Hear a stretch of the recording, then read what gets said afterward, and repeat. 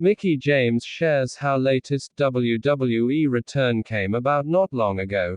Mickie James seemed ready to bring her legendary in-ring career to a close. She had grown content with the idea of focusing on other passions, family, music and life as a country girl. Then a call from WWE rewrote her story.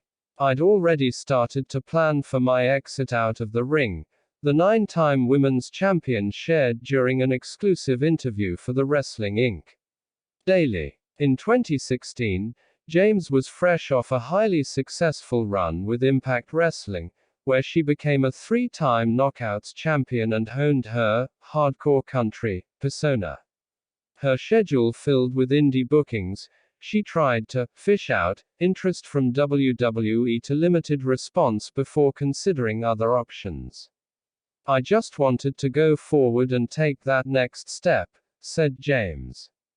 Then the mother of an infant son, she was at a career crossroads, just juggling so much stuff.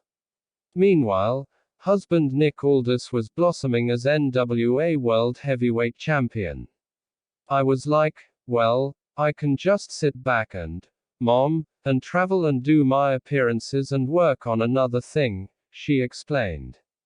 Work on horses, work on all these other things I had going on, my music. Fate had other plans. WWE offered what James initially thought was a one-off opportunity. That was when I got to go back and wrestle Asuka. That was so cool, she shared. A call for a full-time return followed soon after. Of the offer, James says, first just didn't see it happening for me. 5 years later, just back from the first legitimate injury of her career, an in-ring end again seemed near. James considered WWE's offer to produce for the women's division, but wanted to put a bow on her 2 decades as a grappler first. I just wanted something, and it wasn't even like a championship, she explained.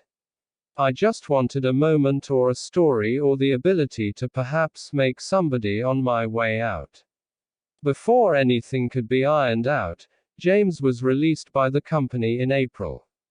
Not one to hang her head, the Virginia native quickly took ideas which did not interest her former employer, namely the desire to develop an all-women's wrestling product told from a female point of view, to longtime friend and NWA President William Patrick Corgan.